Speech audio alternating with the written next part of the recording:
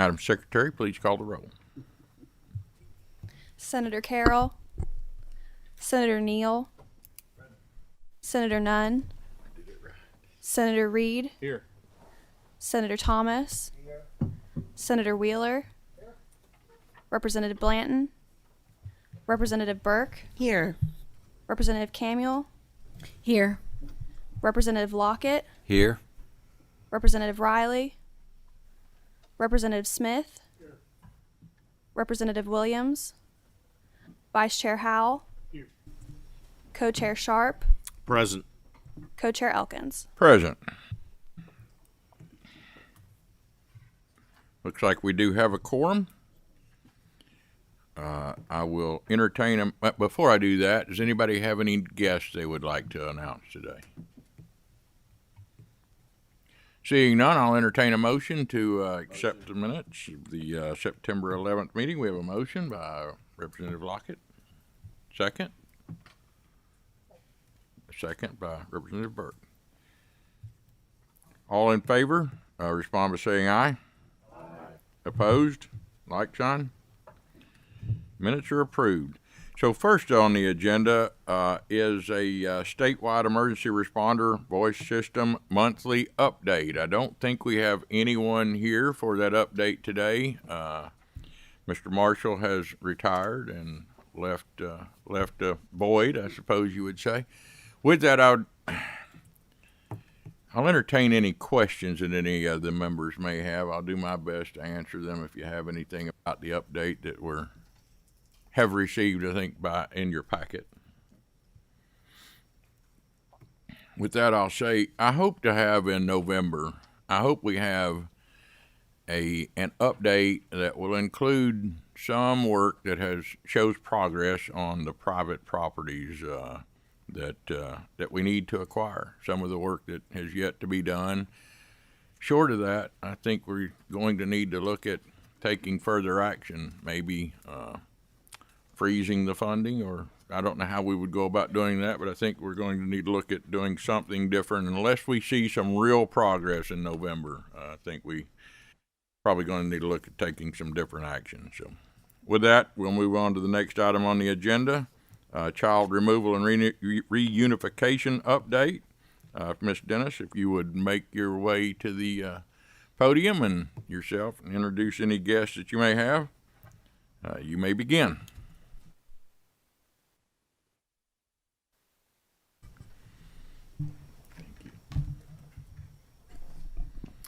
Good afternoon. My name is Lisa Dennis, and I'm the Commissioner for the Department for Community-Based Services.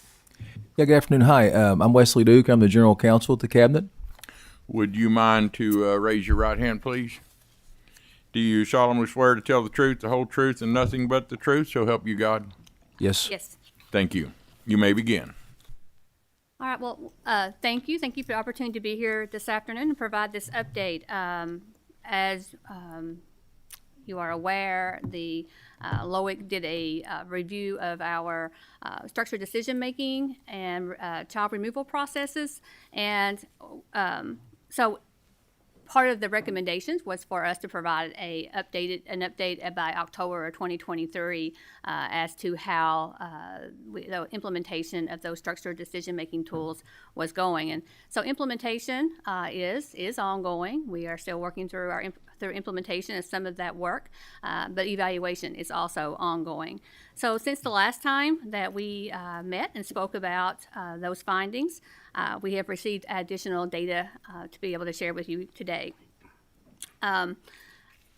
The intake assessment tool, the utilization of that tool has remained consistent over the 2-year review period of 23 to 25. So that tool is being utilized 99% of the time by our staff, and we have seen an increase of about 5% between 23 and 24 of referrals being screened in for acceptance. And then also we have a safety and risk assessment tool. And we have also seen increase in the utilization of both of those tools also. We the safety assessment tool rose from 91% in 23 to 94 in 24, and the risk assessment tool from 88 to 92%. We also seen that 73%, 2024, 73% of the completed safety assessments found children were safe with a plan, and then that was an increase from 67% in 2023. And also we found the data was showing that there's a 12% improvement in cases being opened where there were safety concerns identified. And there was also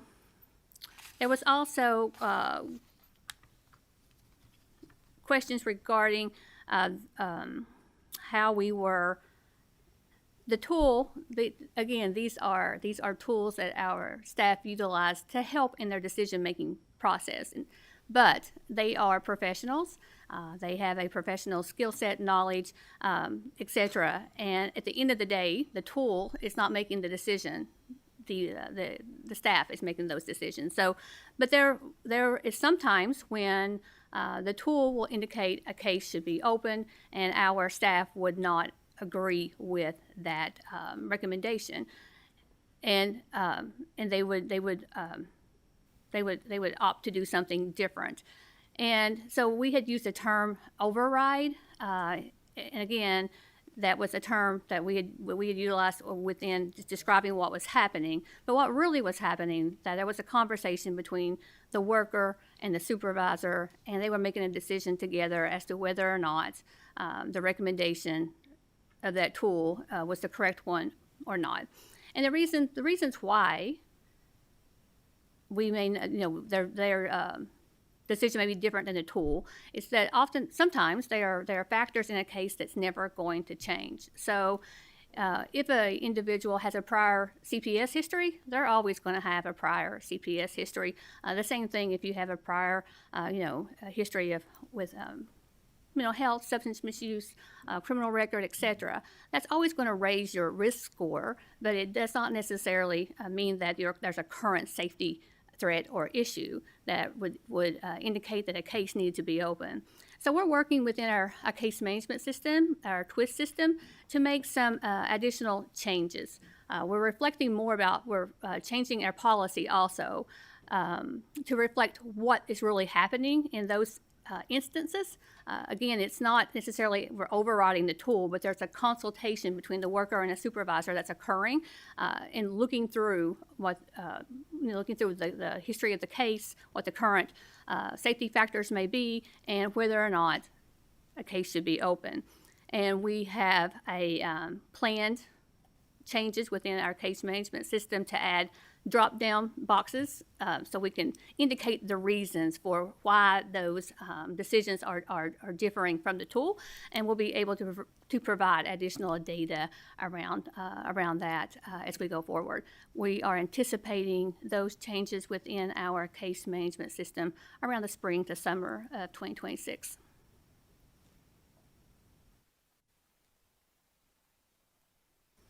And I'd be happy to answer any questions.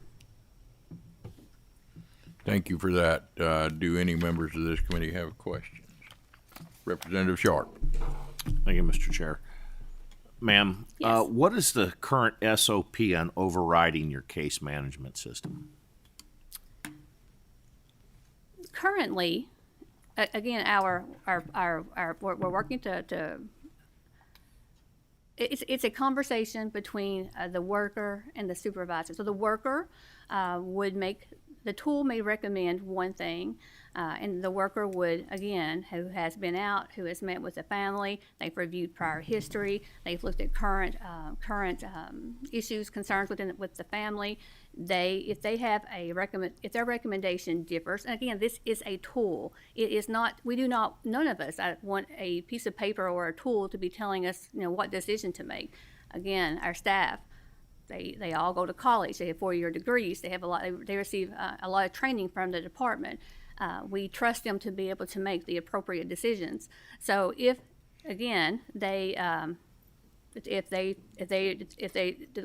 based on based on other factors. Their decision does not agree with the tool. They would indicate that, and then there would be a consultation. The worker and the supervisor would discuss the case and make the decision together, and then move on. So is that in writing, or is that just understood at this point? Want to look back. It's in our structured decision-making manual, and we are working again through implementation, and it will be updated in our policy. So We're in a process. the override authority is at the first line supervisor. Correct. Thank you, Mr. Chair. Senator Howell. Thank you, Mr. Chairman. I have a couple, if that's okay. Sure. Commissioner, thank you for being here.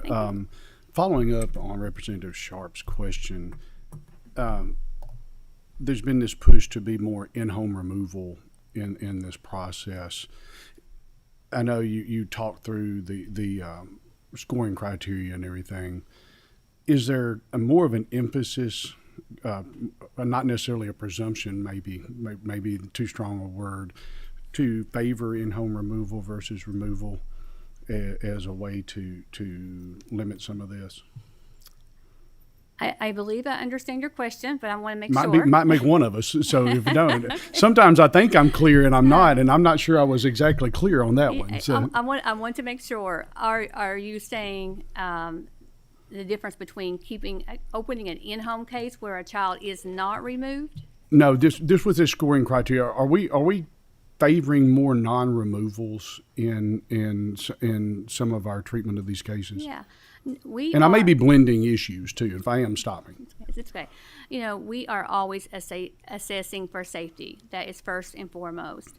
But of course, if we can meet the needs of a family and maintain a child in the home, that's what we want to do. But if that child cannot be maintained safely in the home, if we cannot mitigate those risk factors, then yes, we would be removing. We would remove the child, of course. How long have we been tacking in this direction? This seemed to be a concern.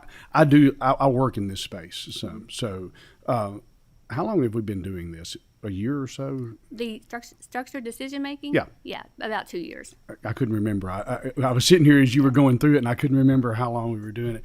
Are we collecting data on the back end of this to kind of verify? Because there's these, you're darned if you don't, danged if you do on some of this. Either we remove too many kids or not enough, and if somebody could come up with that crystal ball, we'd all be in better shape, especially the kids. But are we monitoring anything on the back end to see how that plays out? Yeah, we have data with regards to out-of-home care numbers, removals, in-home cases. So yes, we monitor that and look at that frequently. Has that shown any trends of putting kids in danger sometimes when we leave them in parents' care and then build services around them? Not to put you on the spot, if you can supplement that if you want. Yeah. You want to take that? I don't know if we've actually looked at that particular issue. However, we do have the numbers and the data the data that we can look at. So we can probably take that back and look at what we have from that lens and see what we can provide for you all. Sometimes things work great. Sometimes we have to remove later. Right. Can you provide that as kind of some late trailing information? Yes. Absolutely. Thank you. Yep. Appreciate it. Thanks for your time. Thank you, Mr. Chairman. Thank you, Senator. Senator Wheeler. And again, I don't want to follow up on my colleague exactly right. But, I mean, is this the alternative response? No. No, this is different. Okay. Correct. All right. But going back to Senator Howe's question, I mean, it does concern me a little bit when you're saying that you're not saying you really looked at any data as to whether or not this is more dangerous leaving children, a removal versus a services keeping them in the home policy. I mean, clearly aren't we wanting what's safest for the cabinet's children? I mean, it seems to me that would be the first thing that we would look at in that regard, as to making sure that the children are safe. Always. And this, we have not, thank you, Senator Wheeler. That's always been the case. So Yeah. we always want to ensure, this tool did not change practice. Nothing changed in our practice. It is just, it's a tool that helps workers collect information to help inform their decision. Again, it's nothing in our practice about how we investigate, how we provide ongoing services, or when we remove a child or we don't remove a child. None of that has changed. It's the implementation of a tool that help collect and make sure that we're collecting all of the information that would help us in that determination as to whether or not a child is safe or not. And again, so our practice has not changed. So you're saying standards have well, you said this program's only been in, I apologize, Mr. Chairman, may I do a brief thought? Okay, you may. you said this program's only been in place for 2 years, so that sounds like that's a change in policy on some level. So how is that? You said nothing has changed, but if it's a new program, clearly something has changed. It is a new introduction of a new documentation tool. Okay. And that has been in, yes, we've been using that for about 2 years.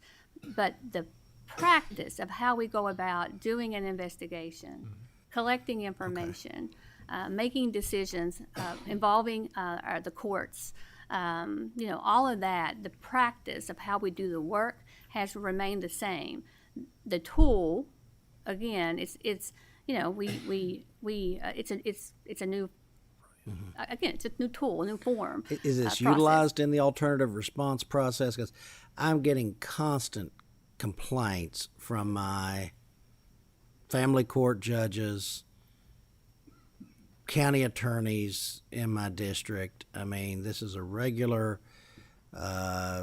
peeve of theirs, because what they're describing to me is, when it suddenly becomes a 5-alarm fire that shows up in the court and they get the entire file on them, it's, this high with about 20 incidents in there that they said this should have been done 2 years ago. I don't do much family law, but my law partner practices a ton of it, and she hates it too. And she said she had a recent case of 2 kids that were removed, placed in foster care. Then they tried to do a termination, and it was the same situation. She actually not only got the cabinet's file on the 2 kids, but she got them from the 6 previous kids that had been removed from the household. I mean, it makes you sometimes wonder whether they could put something in the water to stop this. But, these parents were just disgusting. They were actually at one point, even though they had these 2 other children, a prior file talked about where the mom had driven her 10-year-old daughter over to her 14-year-old boyfriend's house for sex. I mean, and yet, they have 2 other children, and they're left, they're in the household, even though all these other children had been removed and the cabinet was aware of it. I mean, I would almost think from the time that those new children come into the world, a case file needs to be opened. And if we don't have monitoring, they probably ought to be placed in foster out here, because people like that, well, frankly, I don't even think they should be having children. But secondly, I mean, there's no way that even a minor child is safe with people like that. So what are you all doing for situations like this where, to protect, is this tool being utilized in such a manner as to proactively defend these children that are either newborn or adolescents against these types of parents that are, frankly, not much better than animals? Senator, like I said, safety is always front and center with everything that we do. We are ongoing, continually reevaluating safety. If we are, and we look at prior history, that is part of assessing for safety. So again, that has been a part of our practice. I started out as a frontline social worker, with the agency 28 years. That's always been the expectation and the standard. Thank you, Mr. Chair. Representative Smith. Thank you, Mr. Chairman. Just a couple of things, if you will. I'll start with the commissioner.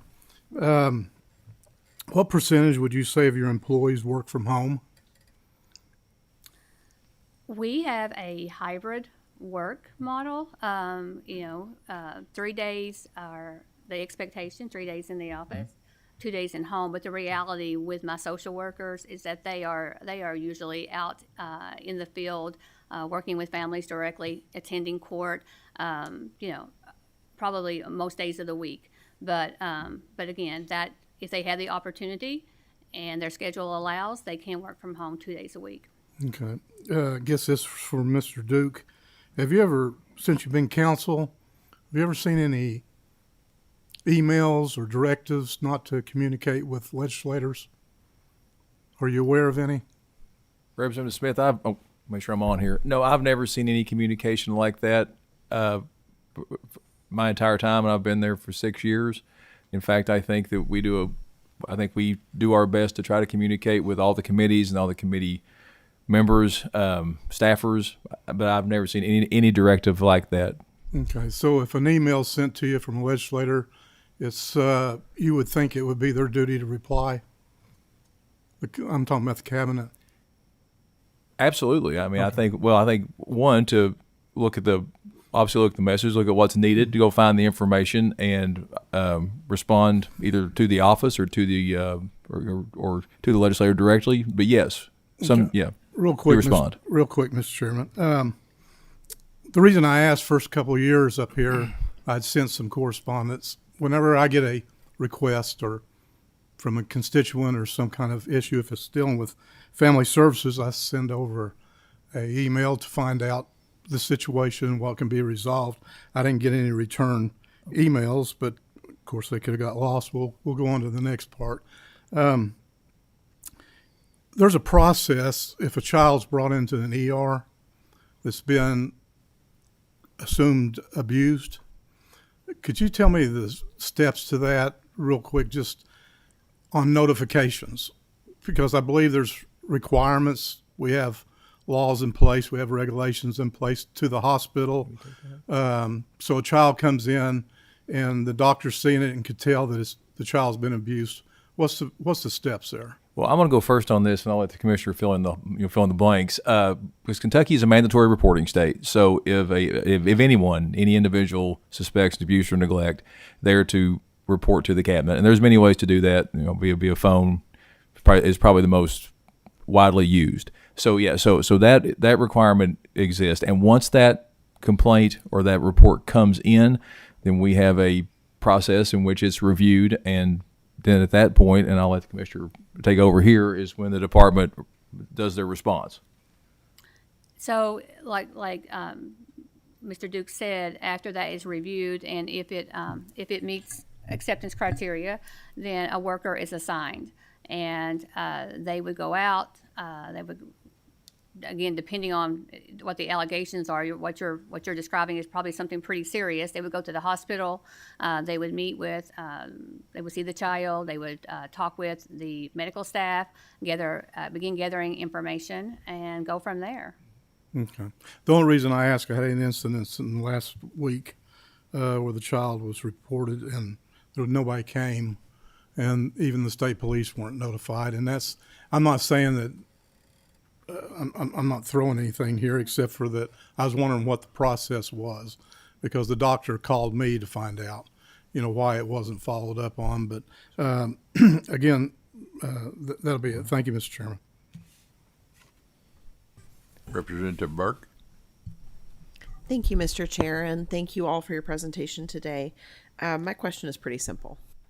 When the tool is indicating for a removal, but the social worker and supervisors together are discussing whether or not a removal is actually appropriate in that moment, to what extent, if any, is the lack of foster homes playing into that? It's not. Again, child safety is number one. Thank you. I want to follow up on something Senator Wheeler touched on, and that's termination of parental rights and placement. As I understand it, Section 1 of KAR 922 has placement standards, I guess you would say. How would we rate ourselves in adhering to those placement standards? And I understand we try, but how are we actually meeting those goals that are set? And where we're failing, what do you attribute that failure to? If we are failing, I guess you would say. The goals, I think, are you have a certain number of months that to place these these children, and so. I understand your question Yep. now. Thank you. I'm like Senator Howell. Sometimes I don't understand my question, but Yes, yes, there is there's federal regulations around permanency outcomes. 15 of 22 months is the desired. This is when a decision to be made. That 15, like I said, 15 out of 22 months, a kid out of home care. We do struggle with meeting that expectation, and there's a lot of different factors that impact that. Part of that is the progress the family is making. I think we learned a lot since that those federal laws were created some years ago with regards to substance abuse. It's hard to put that into a time frame. Recovery is difficult. It's challenging. I think all of us have probably had someone in our families who I know I have, has been affected by substance misuse and in recovery. So again, we've learned a lot about what that looks like. So that's one challenge. Also, there's oftentimes delays with the court process, getting things heard before courts, or they too have large dockets. Judges do also, and a huge workload. So sometimes there's court delays. Again, a family, and judges are very much aware too of some of the challenges families have with making progress. They give more time, but again, there's a number of factors that impact our time frames around changing a goal to termination.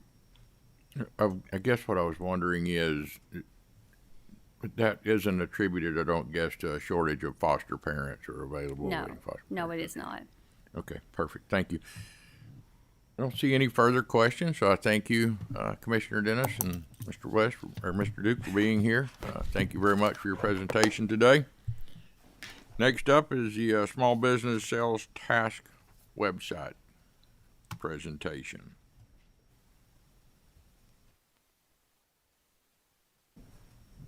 If you would, please have a seat and introduce yourself for the record.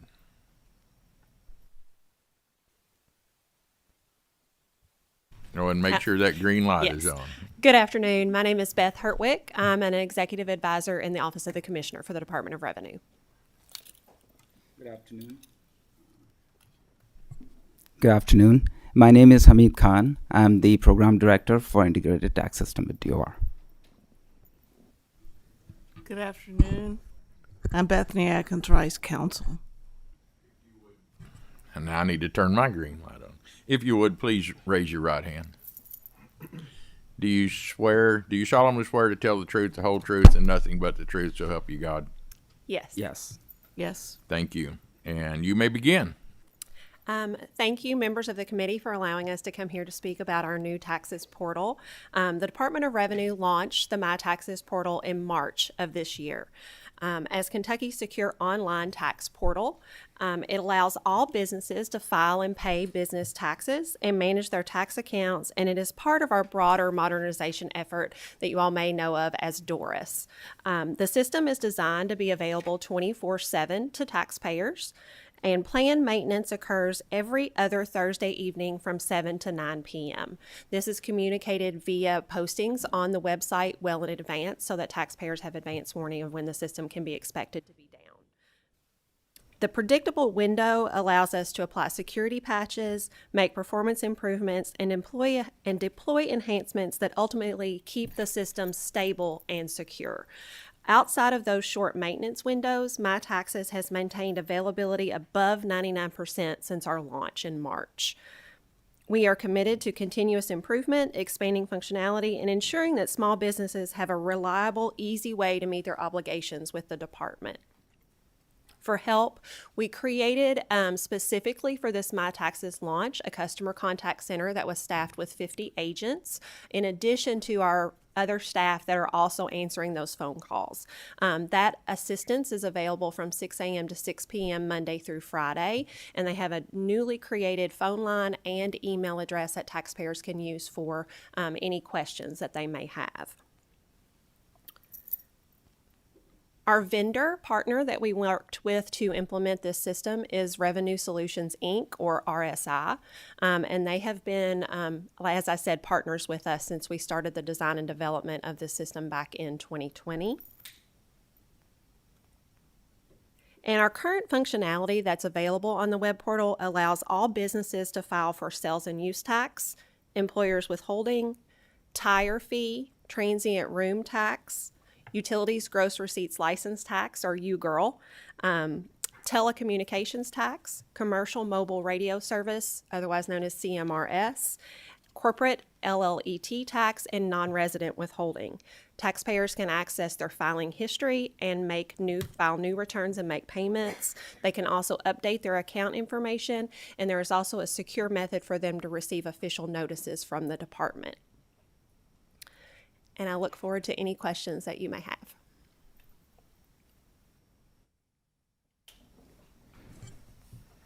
Thank you for that. Senator Thomas. Good afternoon. Is that Ms. Hertwick? Yes, sir. What is the difference between this small business tax website and the Kentucky One Stop Business Portal? What's the difference? So Kentucky One Stop we went live with Kentucky One Stop at the Department of Revenue back in 2017, and it was our first taxpayer registration and return filing portal. We replaced our portion of the One Stop when we rolled out My Taxes. So all of the previous functionality for the Department of Revenue that was on One Stop is now available on My Taxes, and it is expanded functionality. I want to ask you this, Ms. Hertwick, because I work with a lot of small businesses. I mean, that's the bread and butter of my clientele. Who do they contact when they want to get on the portal? Is there a phone number or a person they can contact? Say I've just started a new business. I want to get on this. I want to get an account number so I can file my employment taxes, all my reporting requirements. So what's the best way for them to get started? Yeah, so the best thing to do would be to contact our customer contact center. That phone number is 502-764-5555, or they can email. Is that 502-764-5555? Yes, sir. Please proceed. Yes. They can also email us at portalhelp@ky.gov. And that information is all available on our public website as well as on the homepage of the My Taxes site. Okay. So now it's called the My Taxes portal. Correct. Okay. Thank you, Ms. Hartwood. Thank you. That is a lost art, remembering phone numbers.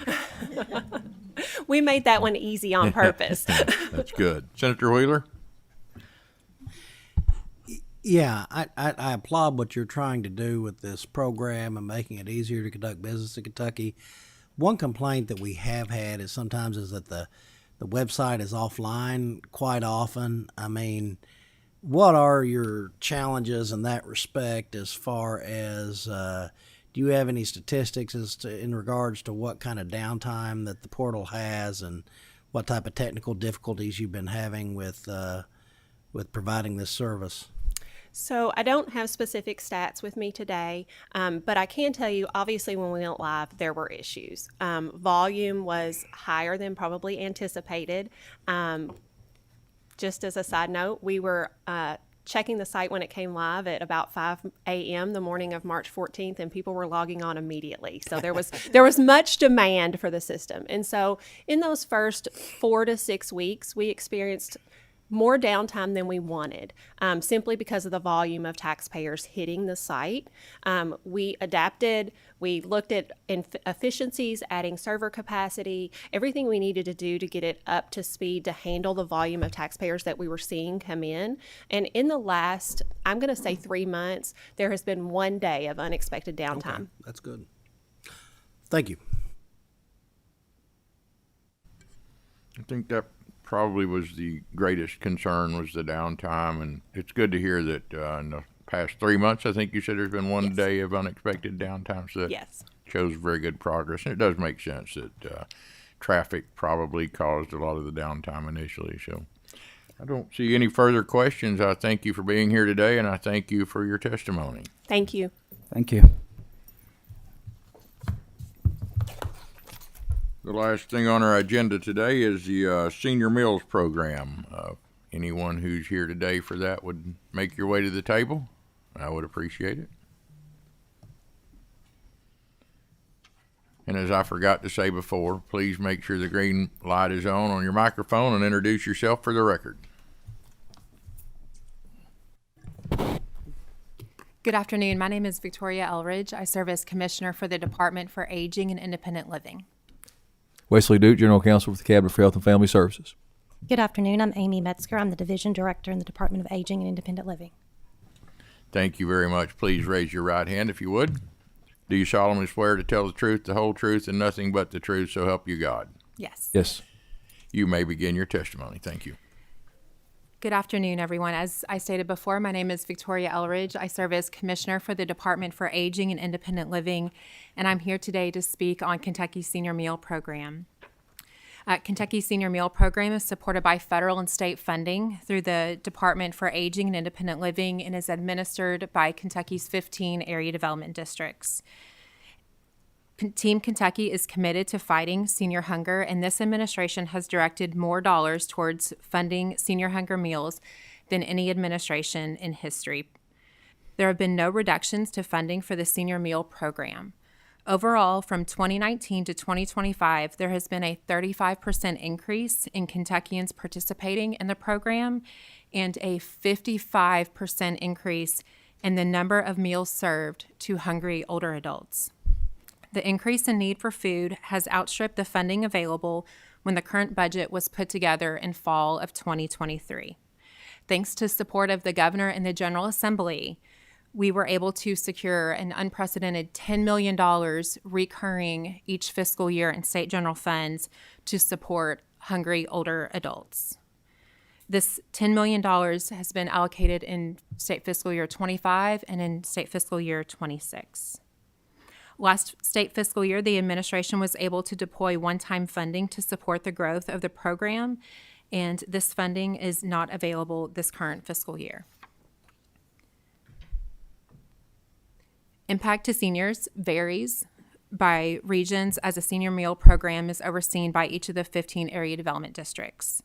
Some of the districts, as we have learned, will not have impact to senior meal reductions as one-time funding is no longer available.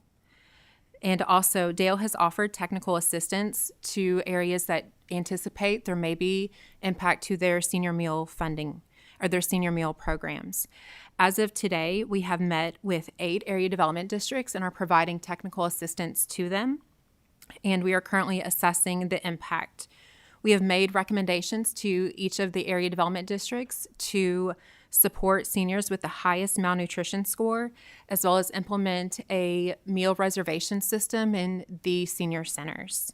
Each of these programs are operated by the area development districts, and they have ultimate authority as to how their programs are run and their senior centers are operated. Thank you.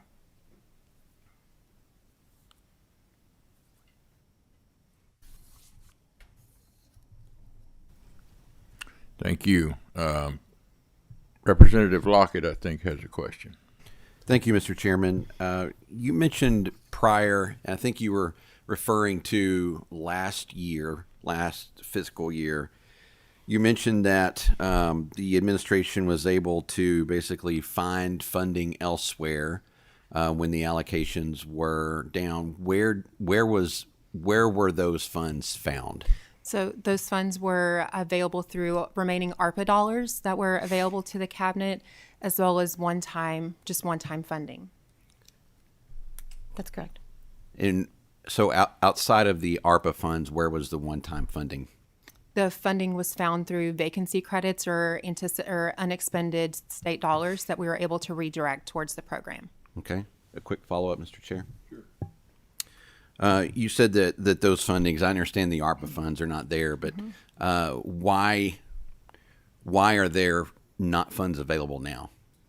As the governor announced in September, the state is under a anticipated $300 million shortfall. Okay, thank you. Mm-hmm. Senator Wheeler. I have a couple, Mr. Chair. You Commissioner, may proceed. We have some time. Okay.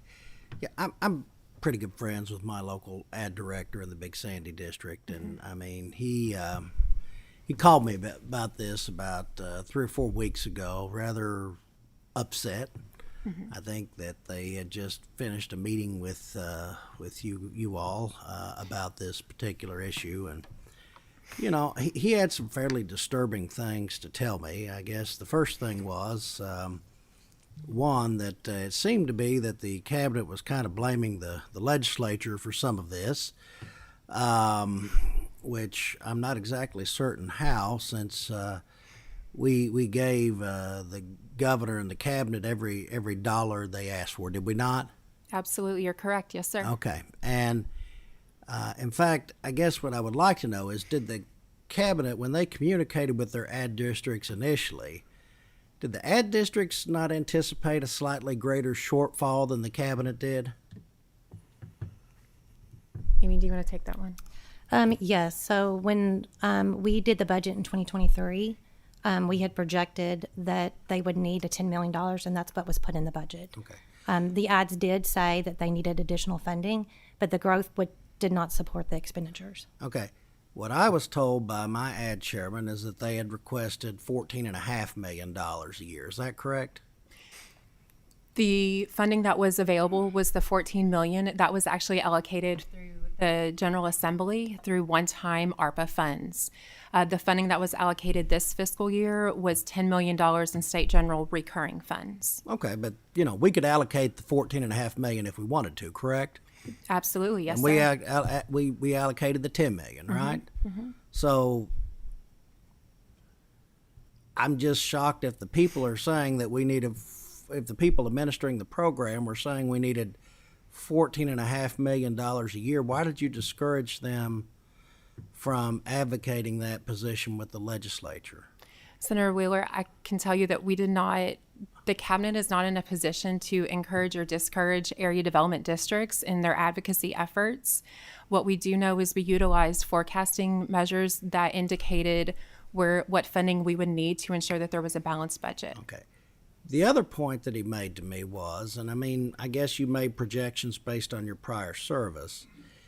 He also indicated to me that during this entire time, even though your requested allocation was based on prior services and you cite expansion of the program, he indicated to me that folks were being pressured by the cabinet to expand the program to folks that perhaps didn't even qualify, that, you know, some people that may be well above any type of financial ability of need for this particular program, that, you know, and I can respect this on some level, honestly can, because I love old people. I was fortunate enough to have all 4 of my grandparents till the day before my 40th birthday. So I'm a big fan of our seniors, and I want them to, you know, I enjoy senior centers, and there are places for them to but you know, at the same time, I think we do need to prioritize need. Mm-hmm. He told me they were told if they call for a meal, we give them a meal. Mm-hmm. Now, if that's the policy that's being put out by the administration, rather than, then why would you have not anticipated, if you're removing any type of qualifying criteria, that you wouldn't have needed a larger amount of money? Senator Wheeler, I first want to say thank you. It's always encouraging to know that you support older adults, and I know we all have a grandparent that is at the forefront of the work that we are doing. And thank you for visiting Kentucky's almost 200 senior citizen centers. With regard to the Area Development District comment on financial eligibility, there is not a financial eligibility requirement to receive a senior meal. It is actually codified in federal law that any person 60 or older who is age 60 or older can receive a meal. State law states that you can look at if they are homebound, they can receive a home delivered meal. There are certain requirements based on their physical ability to receive a home delivered meal, to that anyone can attend any of our Kentucky's 200 senior citizen centers. And I guess that was probably poorly worded on my part, but essentially they were not advised to prioritize, might be a better way to put it. And I guess, and finally, you know, and I've got, actually, I was kind of handed a partial transcript of that meeting, and, you know, apparently I've not had a chance really to review it. I just got it. I didn't have time before I came in here, but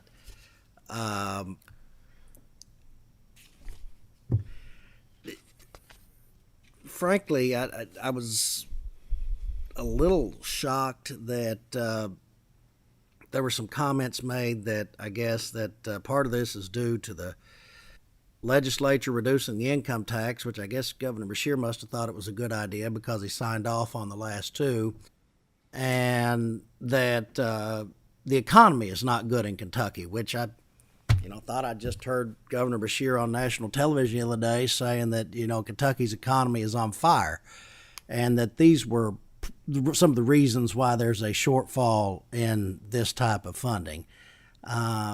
Why were those type of comments made? They don't make a lot of sense to me. Are you saying that what the governor's telling us on television is about Kentucky's economy and I guess our policy initiatives is not correct?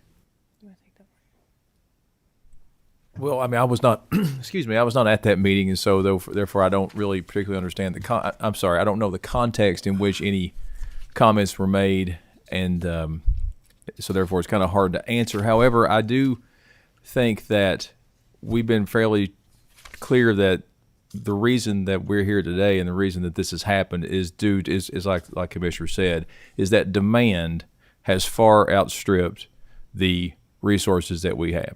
So the fact is there are more people needing senior meals. There's more people utilizing this program. And like I said, the context in which those comments were, I can't really speak to, but I think the evidence is that there is a great demand for this program, and it probably will continue to go up. Okay, Mr. Chair, thank you very much. Senator, let me clarify, or let me get clarification on a couple of things that Senator Wheeler has asked about. And one of the answers was that Commissioner Eldridge, you had said that it's codified in federal law that anyone over 60 can receive a meal. Yes, sir. Is it say can or shall receive a meal? If anyone age 60 or older, for those of you that are here, if you are 60 or older, you can attend the Capital Day Senior Citizen Center here in Frankfort, regardless as to whether you have $1 in assets or $1 million in assets.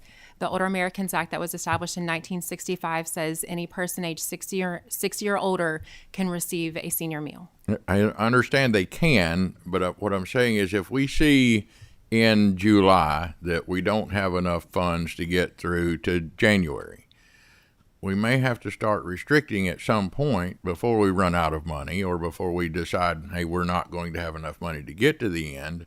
So my question is, should we have, and that's the reason I want to get back to the can or the shall, should we have at some point said, if you're 60 and you're making $100,000 a year, you probably shouldn't receive a meal. So we're going to say no, you have to be a poverty level income or 25% above poverty before you shall receive a meal. Maybe we should have adjusted our policy just a little bit. Am I representing that correctly? Senator, I understand your question, and I think that I would actually like the opportunity to go back and maybe take a look at the Older Americans Act. I don't know the answer to your question right here at this table here today, but I do understand it and the way you're asking it, and I would like the opportunity to look at it, and we can get back with the committee on what we find and see if there is any flexibility as to service provision or or if we have any I guess flexibility on that, and we can definitely update the committee on that. But I do understand the question. Yeah, the reason that's a good question. Yeah, the reason I was asking is because I think we didn't always give someone 60 and older a meal. So I that's why I think maybe it probably says can, but I'd be curious to see how it does read. And I'm like you, I haven't looked at it either, but I'd be curious to see. One, as chair, I'm going to take this liberty as well. Yes, sir. One follow-up question to Senator Wheeler that I'm not sure I understood the answer to. Did the ad districts tell you, or anyone, did they tell anyone that $10 million request is not going to be enough? It needs to be more at any point? The previous fiscal year, they had received $14 million, and that is what they had stated is that they wanted to continue at that level of funding. Based on the cabinet's financial projections and looking at forecasting of senior meals, it was anticipated that we would need $10 million when this budget was built in the fall of 2023.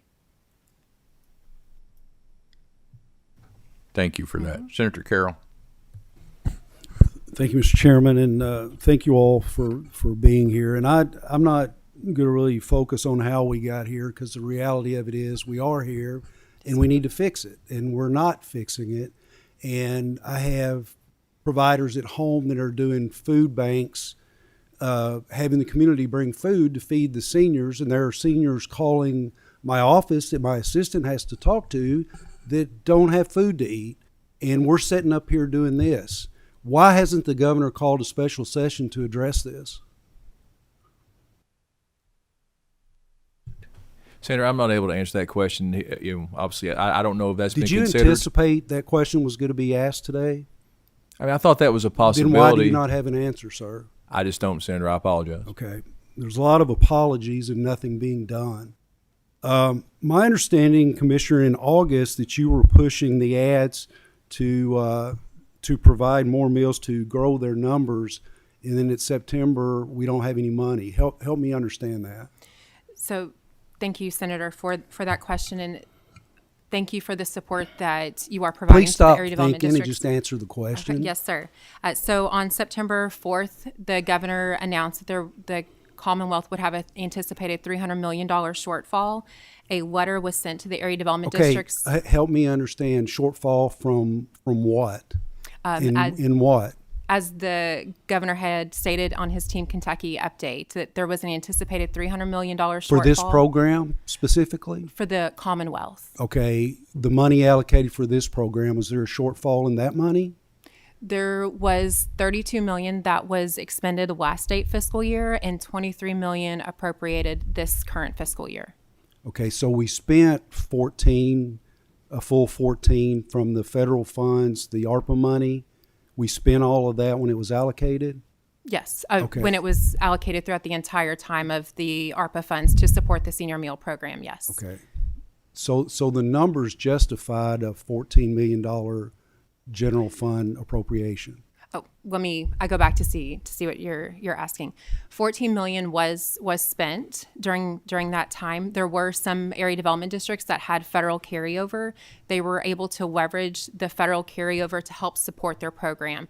There is less carryover available to continue to support the program due to the demand. Okay, so we spent the $10 million that was allocated through the general fund. And how much did we budget in federal funds for the Meals on Wheels program? Are you asking in 2025 or in 2026? In this current fiscal year where we are at crisis? In this current fiscal year, we have 12.7 federal funds available for the program. That are available now? Yes. Along with our state general funds, that gives us $23.9 million. And so you all are limiting the funds for Meals on Wheels based on what you have left? We're operating within the budget that we have, yes. Okay. I'm having a disconnect here because I'm having a hard time understanding 1 month you're encouraging them to grow and the next month you're out of money. But yet the same money was there None of the money disappeared.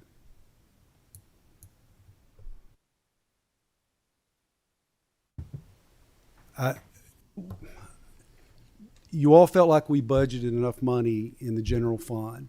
The federal dollars were not cut for Meals on Wheels. Mm-hmm. How many more meals have we served than what was anticipated? Because obviously it wasn't what you anticipated, because in August you were encouraging them to do more. And I don't mean to be short about this, but it doesn't sit well when you have seniors that are going hungry, and all we're doing is talking about, well, we're discussing this and that, and this has got to be fixed, and it's got to be fixed yesterday. I agree, and I appreciate your passion for that. Again, at the start of this administration, there were 2,000 older adults that were waiting for services. 2,000. To that, only $1.5 million was allocated of state general funds to support the senior meal program in 2019, and $7.9 million. Let's talk about today, So, please. sure. Let's talk about where we are. And to that, there were, in state fiscal year 2025, there were over almost 30,000 Kentuckians who were served throughout the Commonwealth. They received 3.1 million meals across the Commonwealth.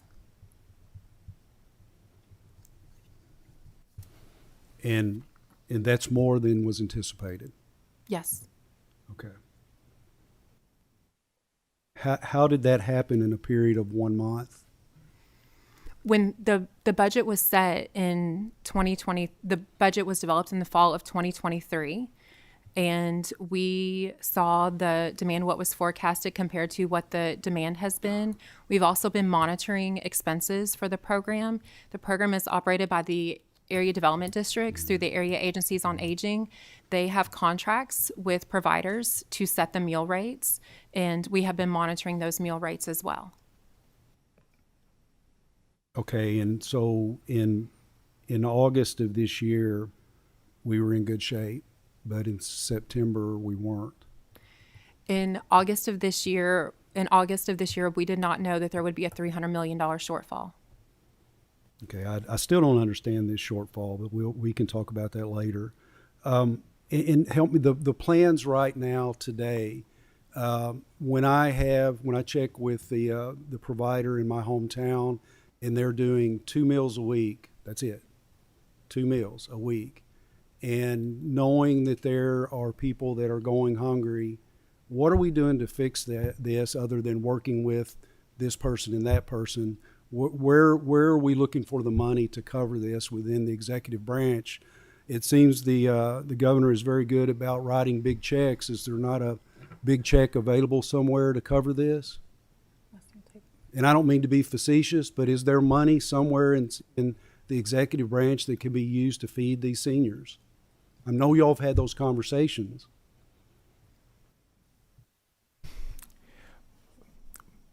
Senator Carroll, I don't know if I can, and I hate to give you an answer that's a non-answer, but I can't answer that question here today. I know that there are discussions about this program, and I know everyone understands the severity of the issue. But as for a plan that exists right now to go to to locate funds for it, I'm not aware of anything that's been finalized. But once again, I do know that these discussions are that the people are concerned about this. Do you all agree that there are seniors going hungry today? Yes, absolutely. So it's unanimous. You agree that the seniors are going hungry? Yes. That's hard to stomach. You're absolutely right, Senator Carroll. You're absolutely right. It is hard to stomach. Governor needs to call an executive session, and we need to fix this, or he needs to find the money to pay for it. This is unacceptable. Mr. Chairman, I'll stop there. Thank you, Senator Carroll. Senator Thomas? Mr. Chair, first of all, since our colleagues, Senator Wheeler and Senator Carroll have had a chance to ask several questions, I would ask I have the same latitude as well. I'll give you some latitude, yes. Thank you. As long as we don't filibuster.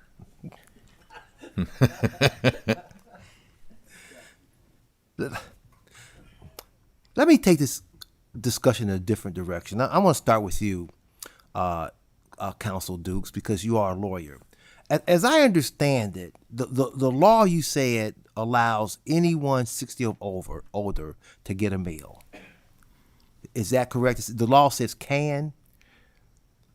Senator Thomas, I'm gonna have to go back and confirm that, but it's my understanding. Like I said, I'll take the liberty of needing to confirm that it says can. Okay, so there's no limitation right now. There's no income eligibility requirement. It doesn't say they may get a meal, but it doesn't say they shall get a meal either. So right now, if you're 60 and you want to get a meal, you can get one. If you walk into a senior citizen center right now, yes. Okay. All right. As I understand it, and correct me if I'm wrong, the senior meal program is actually a federal program. Is that correct? It's not a state program. Yes, sir. Okay.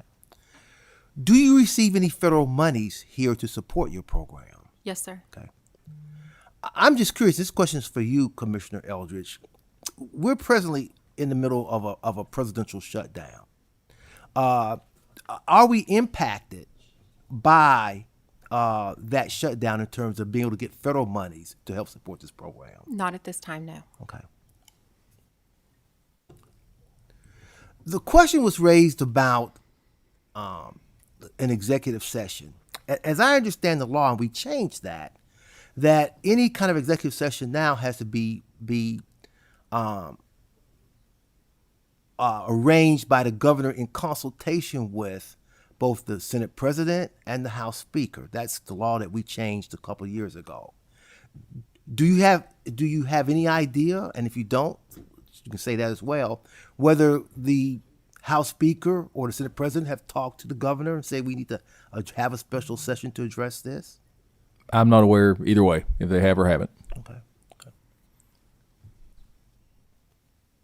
That's all my questions, Mr. Chair. Thank you, Senator Thomas. Representative Burke. Thank you, Mr. Chair, and thank you all for your presentation. I don't envy your position because you wouldn't be serving in these roles if you didn't care, right? So I just want to start there. My first question is this. You mentioned earlier that you all have been looking at the cost of providing these services. Has there been, just like in my grocery budget, an increase of the cost of meals over the last year? Over the last year, yes. The average statewide meal cost per meal across all 15 area development districts is $10.16. And may I ask another, Chairman? You may, yes. Thank you. We have a little time, so I want to allow everyone as much leeway as I can. Thank you. Is $10.16 the same number that was used for original calculations of how much the program would need, or is that a bigger number than how we did the calculations? It has grown since we started the budget in the fall of 2023. Yes. Thank you. So, would you agree that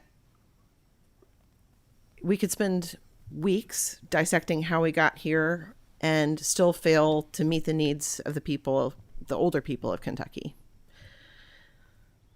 We could take that time dissecting it. Again, I cannot stress that under this administration and with the support of the General Assembly, for the first time in Kentucky's history, $10 million in recurring state general funds has been allocated to support the senior meal program. Prior to that, there had never been a line item in the Commonwealth's budget to address the senior meal program. Thank you all for your interest in this. It is very much greatly appreciated, especially to those 2,000 seniors who were on that wait list back in 2019. And I think my last question for you is, would you prefer, if you could choose how we go forward, would you prefer that we spend money calling a special session that could be allocated to food, or would you prefer that we get to that as soon as we start in January? I don't know if there's a preference either way. No, that's not been communicated to me. I just do know that we know that the problem exists, and we would like to work together with all the parties necessary to try to remedy the problem, no matter how it happens. I appreciate that. And I want to just say for the record that I'm committed to doing my part to ensure that seniors have the money they need for food and that the ADDs have the money they need to provide these meals. And I hope that the rest of my colleagues on this panel are as well. Thank you. Representative Smith. Thank you, Mr. Chairman. And first, I'd like to clarify, in Washington, it's not a presidential shutdown. There's a vote in the Senate, and the majority has voted to open it back up. Yet as 60 vote rule, they haven't got to the 60 yet because of the Democrats. I just want to clarify that since we were going to talk about Washington. The second part, I apologize for you having to carry the load of a $300 million shortfall. Those talking points are tough because you can't even explain where the $300 million shortfall is. Let's talk about the cabinet, $22 billion cabinet. Surely to goodness, attorney, there is an option out of the budget. I'm sure there's a lot of different programs in there where they have moved money within the 2-year biennium to cover a shortfall in one department. Are you here to tell me that you can't find $9 million out of $22 billion to carry us to July 1 so we don't have to discuss people being hungry, our seniors? I mean, it's actually mind-blowing to the legislatures that we're having to even discuss this. If it's $900 million or not even $90 million, like I said, but $9 million to carry us till July 1, is that something the cabinet cannot do internally? Again, do you not know, or? Senator, I would have to confer with the cabinet's budget staff and if what was even possible, if anything. Don't you think that discussion should have already been had in the last 60 days? I've been with my ad district on 3 meetings within the last 90 days. It started 90 days ago. And then 60 days ago, they got the letter. And then now the judges are getting involved. Everybody's starting to get involved locally. But it's just blowing my mind that $9 million can't be carried in our budget to get us to July 1, because we're doing the budget in January. And let me clarify something else. My speaker made it plain that when we were doing the budget, that our budget chairman insisted that it was going to take $15 million because we ran the numbers, and we were assured by the cabinet, no, it just takes 10. We're not going to put 15 in there if they're only asking for 10. So I wanted to clarify that too in those discussions. So I think a lot of this needs to be understood that I'm kind of like Senator Carroll. It's frustrating that we don't have an answer for something that's come up in a firestorm within 60 days, And so, again, is that a simple, or is that a legitimate request for you to go back to the cabinet secretary and say that within the committee we asked for a interpretation of why they can't put $9 million in this program to get us to July 1? If that's all right, Mr. Chairman, just get a simple answer on why they could or couldn't out of a $22 billion budget. We can communicate that, and I'm happy to take that message back. In fact, I'm sure maybe someone's watching and has already heard, but I'm happy to take that back, and we will see what's even possible. If anything. Okay, thank you, Mr. Chairman. Thank you, Representative Smith. Senator Wheeler has a follow-up question. I think we need to correct some misstatements that were made here today. And with all due respect to my colleague, Senator Thomas, this is the governor's call and the governor's call alone whether or not to call us into a special session to deal with this. The Senate President and the Speaker of the House have absolutely nothing to do with this. This is something that is completely within the purview of Governor Beshear per the Kentucky Constitution. Although we did discuss amending the ability of the governor to call us into session, or the legislature to call itself into session, that amendment was rejected by the voters, and it is still the governor's call and the governor's call alone.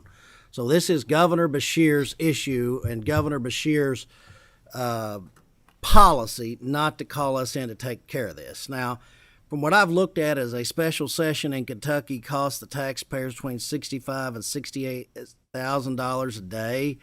I think we can get a bill through, I believe, in at least 5 days. I think we've even done it in 3 before. So, I for one would be willing to forego my compensation, as I'm sure many of my colleagues would, to come down here and make sure that these families get fed, especially around the holidays. I mean, we have Thanksgiving and Christmas coming up, and the thought that, older people aren't going to be able to get what they need at a time that is supposed to be comforting and to be with their families and be happy. The fact that they have to worry about whether, they're going to starve to death because we can't get out there and feed them is of great concern to me. But the other thing is, I guess I want to say thank you to my colleagues in the supermajority that voted to fund this program for the first time on a state level. I'm glad now that we have supermajorities in the House and the Senate that they have made this a policy statement that they want to take care of the elderly within our Commonwealth on a state level as well as on a federal level. So thank you very much for making this a budget priority. I guess my concern is that this indicates great mismanagement on the part of the cabinet, that they were unaware that there would be this type of shortfall. When you have the people that are administering the program that are coming to you telling you how much they are going to need to administer this program, and yet you ask for less.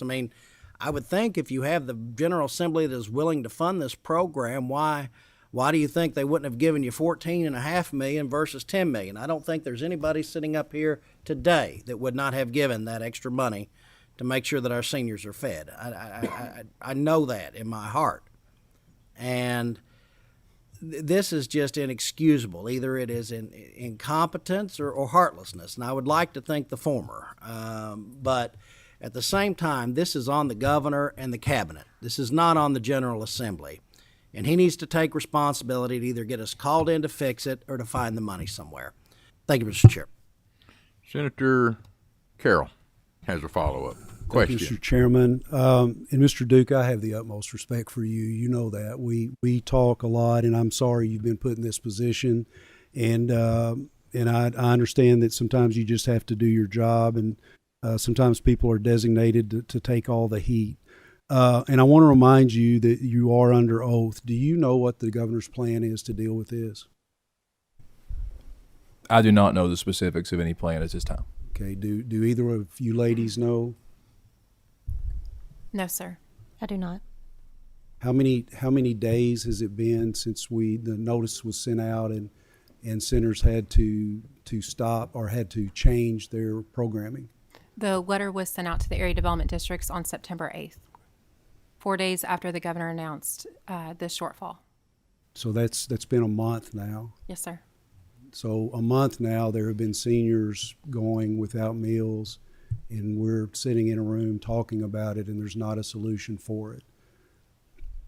And I know there's money in the executive branch to cover it. It can be moved around. And I'm not trying to criticize the governor.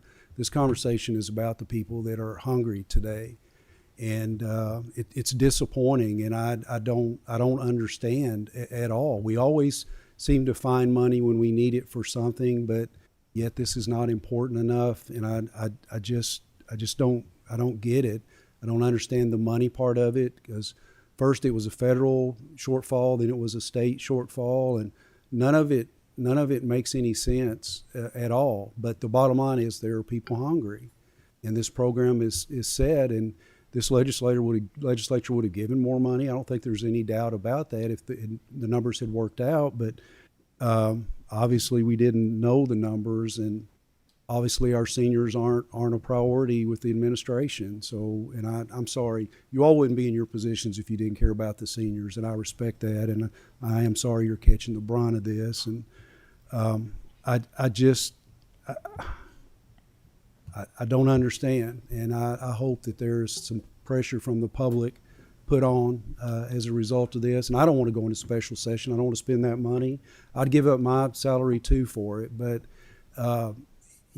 this on a personal level with my assistant, it affects our assistants when they take these calls from people that are 94-year-old woman calling, wondering where her next meal is going to come from. That hurts. And, is this what we're about as a state government? Where are our priorities? And, as a head of an organization, I always took responsibility for everything. Why isn't the governor sitting here today? Because ultimately this falls on him, and he should be providing answers to us. And I fear that in itself shows a lack of respect for this legislature. And, this is a group we need to be taking care of, and it's one thing that we need to be communicating on and cooperating on. It's been a month. It's unacceptable. Thank you, Mr. Chairman. Senator Thomas has a follow-up question as well. Thank you, Mr. Chair. I'm responding to comments made by my colleague, the senator from Pike. I'm amused about all the criticisms the governor is taking, since we all know it's clear. And again, the law does state the governor does have authority to call special session, but he must have the consent and agreement of both the Speaker of the House and the Senate President as to what that agenda might be. Otherwise, that would be a real misuse and abuse of the funds regarding the special session. So all three parties must join in as to what the terms of that agenda is going to be for a special session. Now, if we're going to have one, again, all three of those gentlemen, all rational individuals, can come together and sit down and get this done. If we're about saying we want to do something about that. I also think it's important, since the legislature takes pride in saying that we are the appropriating body, and that's true under the Constitution, okay, that the governor did mention in his 24 budget address that he wanted to, for the first time, have money for senior meals in his budget. So he was the one who first acknowledged that and stated that in his 2024 budget address. Yes, it is true. The General Assembly did appropriate money, but the governor came forward first and said, it's time we have money in our budget for senior meals. And the governor deserves a great deal of credit for having done that and put that forward. I need to correct the record here. Kentucky Constitution, Section 80, the governor may call extraordinary session of the General Assembly and adjourn the General Assembly. It states he may, on extraordinary occasions, convene the General Assembly at the seat of government or at a different place if that should have become dangerous from an enemy or from a contagious diseases. In case of disagreement between the two houses with respect to the time of adjournment, he may adjourn them to such time as he shall think proper, not exceeding 4 months. When he shall convene the General Assembly, it shall be by proclamation, stating the subjects to be considered, and no other shall be considered. So this is completely within the governor's purview. Would you not agree with that, Counselor? Well, Senator, once again, I think the law and the Constitution speak for itself. That sounds Take like that a as yes. a yes. Thank you, Senator Wheeler. I forgot where I was at. Senator Reed. Thank you, Mr. Chairman. In a former life, I was a survival instructor for the Navy, for the SEAL teams, and one of the things we lived by was the rule of threes.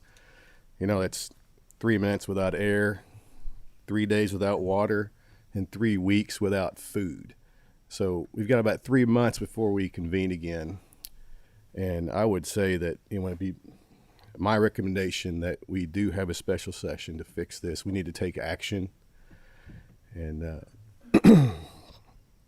it's a long time, and seniors are the most vulnerable and most deserving, in my opinion. And I, too, would forego my pay to get this done. So thank you, Mr. Chairman. Thank you, Senator Reed. Representative Camuel. Thank you, Mr. Chair. I've got just a couple of questions, if that's okay. Referencing what Representative Burke said, you indicated that the average cost right now per meal is $10.16. And if I understand correctly, you indicated that there are more people now who are in need of the services of the meal services. Is that correct? Yes. Okay. But when the budget was being crafted originally, do you know what the price per meal was that was based on? I don't have that information with me, but that's something we can get. Okay, that would be helpful. And I'll say this: I'm learning how methodical and precise Chair Petrie is as he is preparing the budget. I have a lot of faith in his numbers, but where my struggle is we had the opportunity. We had $15 million in the budget. We knew what it was going to cost, and although the request may have only been for 10, as a body, I'm not sure why we're acting surprised when the money has run out. Like we knew it. And what it feels like to me, and it feels bad sitting up here listening to this, and when we literally have people in our districts that are going hungry, it feels like this is an attempt of the supermajority to score political points on hungry people. So my question to you is, what can we do to move forward? What do we do to make sure that the people that we represent have food on the table? The suggestion, Representative Camuel, is in working with the cabinet to identify that. Again, the cabinet has already made recommendations to each of the area development districts on how to prioritize those of greatest need. And we have sent those recommendations out. They went out with the letter on September 4th. And I will reiterate that there are some regions in which they do not anticipate a shortfall, and for those that do anticipate that, the cabinet is working with them to help them. May I ask one clarifying question? You may. Thank you. So, and would you repeat that again? So some ADDs will not experience a Correct. funding shortfall? Correct. Our finance team is one of the best finance teams in the department, and there are some area development districts that have projected they will not have a shortfall. They will be able to meet the needs of the seniors in their region.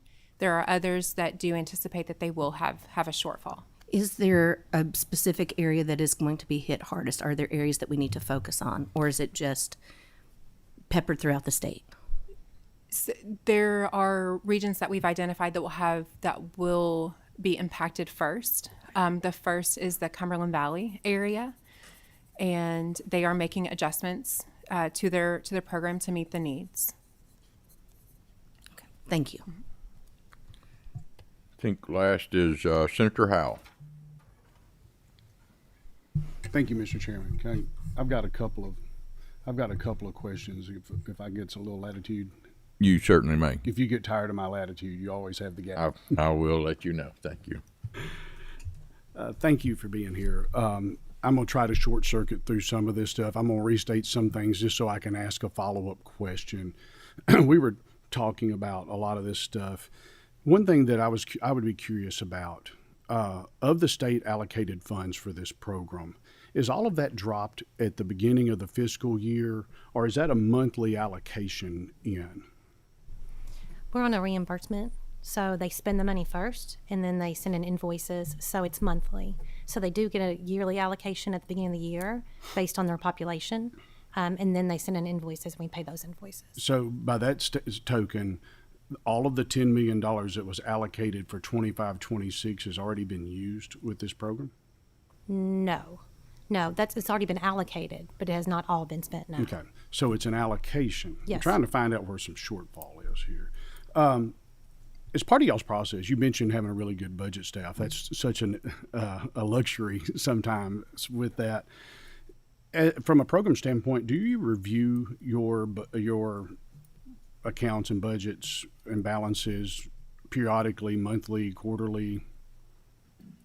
So it's done monthly. So as the invoices come in, we review their budgets, all 15 area development districts, as well as our own department budget, yes. So do you know how you stand versus with expenditures for, I guess, this first quarter relative to what you had budgeted for? A department whole? For this program? For just the program, I would have to get that for you. Can you provide that to us as some trailing information? Thank you. I wanted to talk a little bit about the notice that you sent out to the ad districts on this. I think part of the language in there was The record-setting funding for this program expansion was supported by one-time federal COVID-19 dollars that expire on September 30, 2025, as well as additional budget requests awarded for the 24-26 biennial budget. What does one-time funding mean to you? There we go. It's only available one time, for example, annually, whereas recurring state general funds means every year thereafter. When you did the budget and when you were pushing to expand this program, did you understand that one-time COVID money was going to be completed and not available past September 30, 2025? Yes, sir. Did you take that into account when you were pushing for the expansion of this program? Yes, sir. Where did you think you were going to make the money at?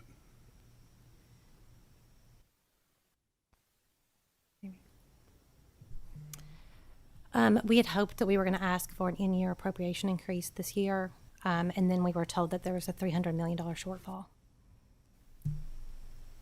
So you pushed this out there without enough money to cover it in your existing budget, when your ad districts had already proposed to use more for us to allocate more money than you said we needed, based upon the hope that we would close that gap in the next budget, in the next session. Is that what I'm hearing? Yes.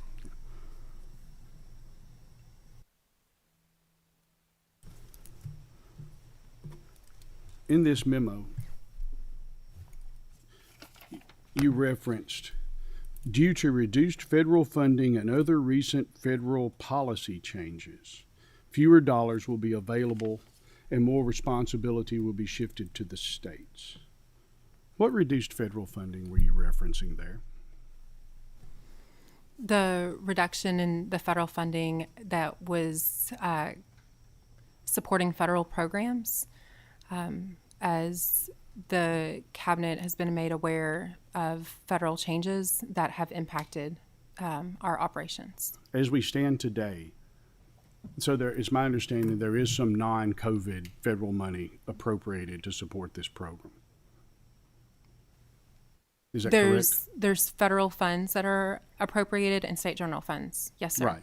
But of the federal funds, I'm not talking about the one-time COVID dollars. Mm-hmm. I'm talking about just in regular ongoing appropriations from the federal government. Mm-hmm. Has that amount been reduced? No.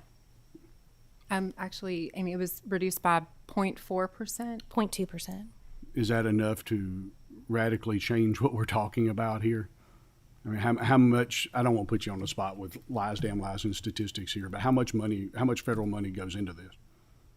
This year we were awarded $12.7 million in federal funds. So 2%, 0.2% of Yes. 12 million. I'm not even going to pretend to do the math in my head. I'd embarrass all of us. But that's a rounding error on what we're talking about. Any other federal changes that you're referencing? Not to the senior meal program directly, no, sir. To the Commonwealth, yes. Okay. But not to this, as far as it applies to this program? No. Okay. So the allocation that we had in place that we had just admitted is short, plus the federal money that hasn't been reduced is the pool of money that we're playing with right now. No other funding sources other than those two. Correct. It's the state general funds and the federal funds. Yes, sir. So you mentioned in this letter that you suggested they expend all available federal carryover funds and state funds first, then expend current year federal funding. Yes. So how much carryover money was there coming into the 25-26 budget year? I believe I have that. I believe it was, I may have to get that for you just to get it exact. Can you trail Yes. that as information to be provided to the committee? Thank you. And I don't expect you to have every number that I could dream up out of my head, but thank you for that.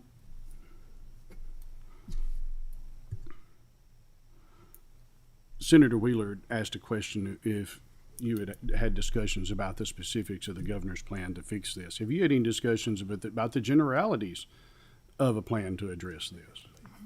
I've had no discussions at all. Have either of the other two with the governor or anybody from the governor's office about his plan to address this? No, sir. I have not.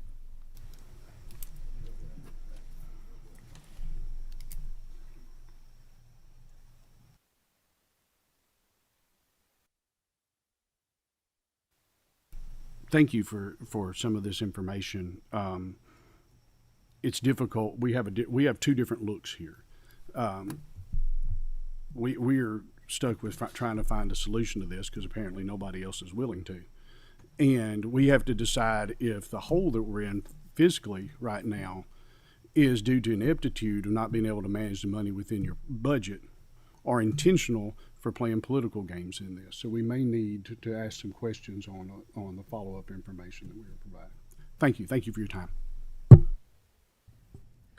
I'm going to allow one more questioner, Representative Lockett. Thank you, Mr. Chairman, and I will do my best to be brief. I have a couple of questions, if that's okay, but I want to make a statement first. I hope that we don't ever, from anybody on this committee, ever suggest that other members of this committee are trying to score political points by talking about senior meals. It's really ridiculous. This is a subject that all of us hear from our constituents on. It's not a game. So my questions, I guess Commissioner and Council are both, first of all, from you or for you. So this first came to light September the 8th, correct? When the letter went out, is that right? Yes, the letter went out September 8th. Yes. Okay. So since the letter went out, have you talked to or had any communication whatsoever from the governor's office about this issue? Only in preparation for this meeting. Council? That's the same. Yeah, only in prep for this meeting. That's the only conversations I've had. So no communication as of, hey, what are we going to do about this? Let's talk about this issue. Let's try to solve this problem. We've got people going hungry. We have all of this going on. Commissioner, this is your department. This is what you do as a job. And you've had zero communication from the governor. I have had zero communication from the governor. I do know there has been discussion with Secretary Stack in the governor's office regarding this program. Okay. But I have not, no. Okay. Whose responsibility do you think it is to fix this? I believe it's everyone's responsibility to fix this. Do you believe it's yours? Yes. Do you believe it's the governor's? Yes. Okay. Then what are you doing to fix it? I am here today. A month later. We've said before, this is a month we have gone. This was brought to our district's attention a month ago. And we sit here a month later with no solution, no communication from the governor whatsoever, zero sense of urgency to say, we've got to fix this now. We've sat here for almost an hour and talked about this. I have not heard one sense of urgency from any of you. And that is concerning. We all sit here because we want to fix this. I don't hear the same from you. I don't hear anything from the governor. Silence is deafening. And if he probably maybe stop running for president and actually deal with issues in his own state, then we might be able to fix this. So my question is this: where are we going to go from here? In your opinion, where do we go from here? Well, I can take that, and from a cabinet perspective and from a department's perspective, I think where we go from here, the folks at this table, is we've got to go back and use whatever resources or whatever is available and can be used to attempt to address this problem on a cabinet and department level. That is, and that's what I'm aware of here today. So Beyond that, I don't have any information. I can't speak to that, but I do know, and that since this letter dropped on September 8th, I do know the commissioner and I do know the department has been in communication with the ad districts. We've tried to offer them as much support and much assistance, the technical assistance that she referenced, as possible. And like I said, to use the tools that we have currently. Now, beyond that, I can't speak to that, but I do know we will continue to try to do that. If I could encourage you to take a message back when and if you do hear from the governor, wherever he may be, fix it. This has to be fixed yesterday. This is not a political game. It's not. We've got seniors that need food, and they need food yesterday. And I don't see anything that says we are working on this and we're fixing this. You're only here because we called you in. You're not here because you said, hey, we have a problem here. We want this fixed, and we want it fixed now. Thank you, Mr. Chairman. Thank you. I have a couple of follow-up questions. Do I understand that your testimony today is this is a problem because of a $300 million shortfall? Is that correct?